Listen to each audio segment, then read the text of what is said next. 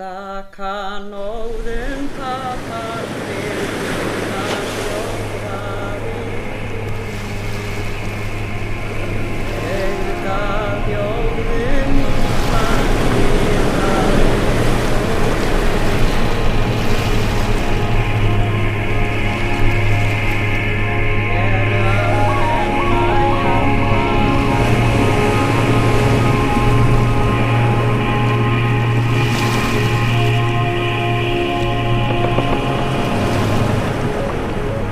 I really look up to these people in many ways.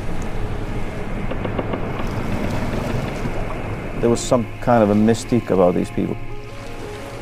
The other Icelanders thought that these must be half trolls, kind of quiet people, really stoic, quiet people that were used to bad weather all the time.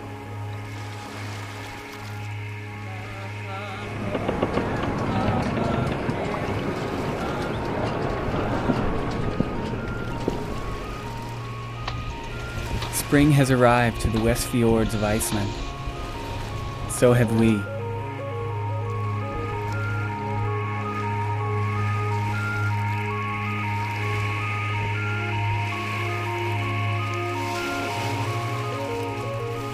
Siggy, our Icelandic captain, is taking us to the most remote part of the west fjords.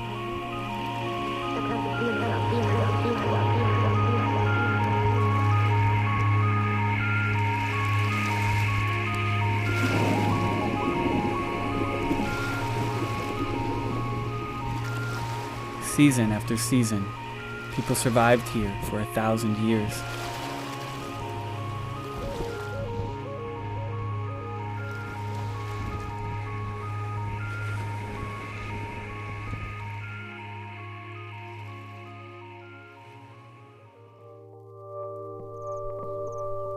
Dvölin hérna mótar mann kannski meira.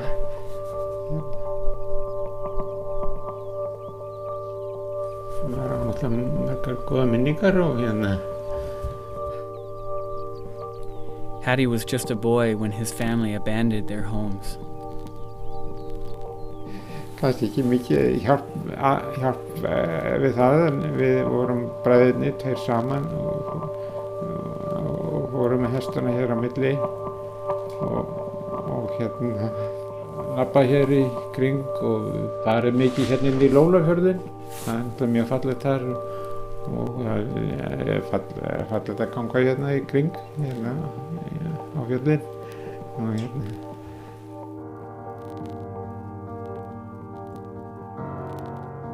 The northeast coast of this peninsula was one of the most important receivers of driftwood from Siberia. Through the centuries, this was very, very important for Iceland because there was no wood. Basically load up the horses with driftwood.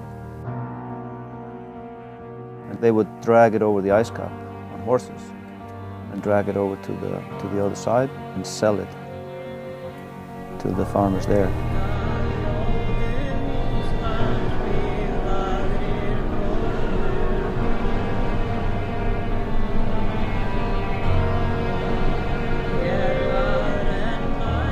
And with the changing weather, people are seeing the rocks in the fog, and you see the shapes, and that's how a lot of these troll stories and elf stories, you know, you're out in the mist and the fog, and you start dreaming about or seeing all kinds of ghosts and trolls.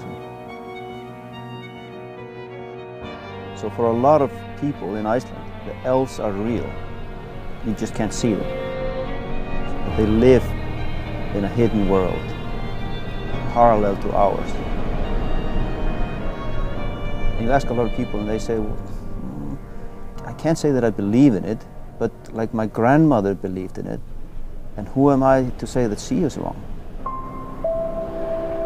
So technically you don't believe it, but you don't categorically deny it either.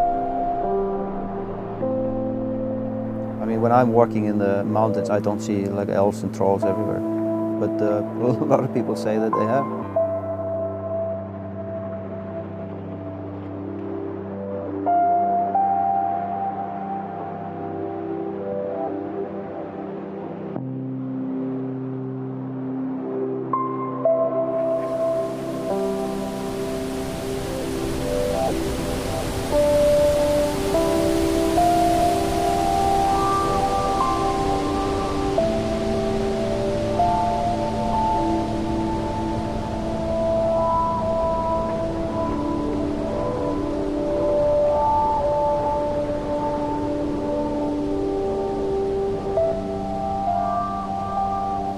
In some ways it may have been comforting for people to know that there was actually something else there.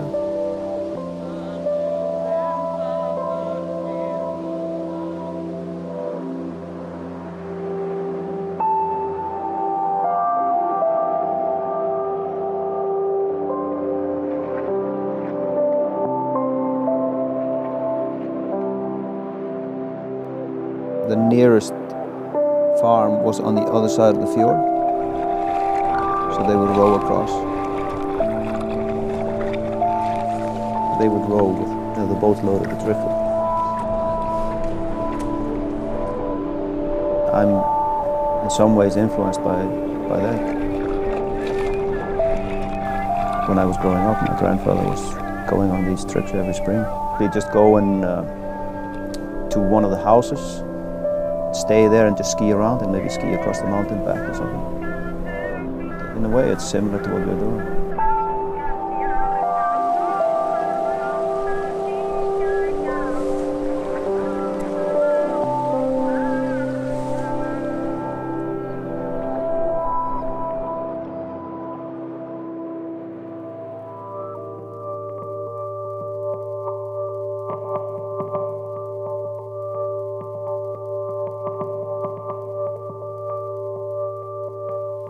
There was always food, there was always fish in the water, there was always birds, eggs, seals, whales, so there's always food.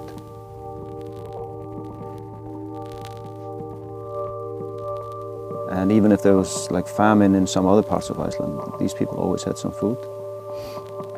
But it was a very rough and remote place.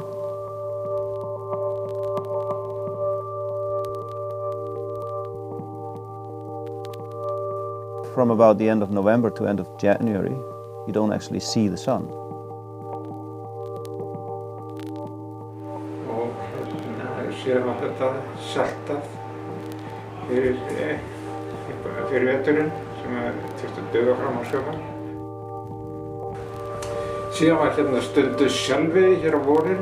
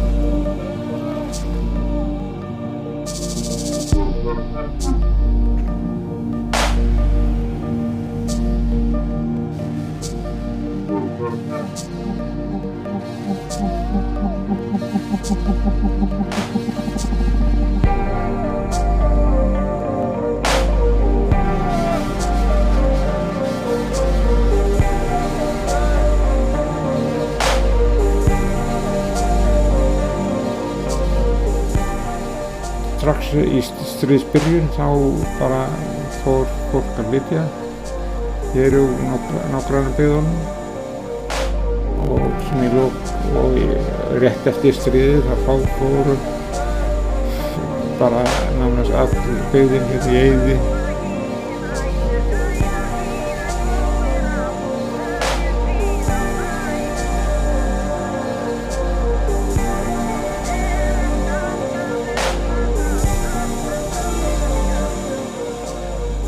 You know, I don't like to put nature aside as something that we can just look at.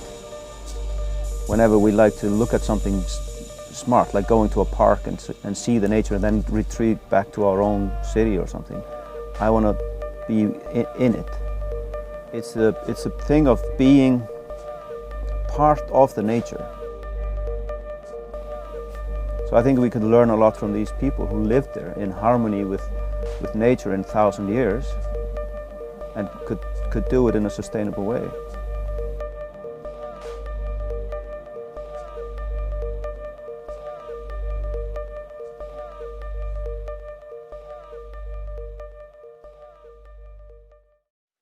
Dýrin víða vakna þá varpa hýði nætur, grænar hlíða glóir á, rössin skríð á fætur. Serum ganga fuglar frá, flöstan drangan bjarga, sólar vanga syngja hjá, sálmar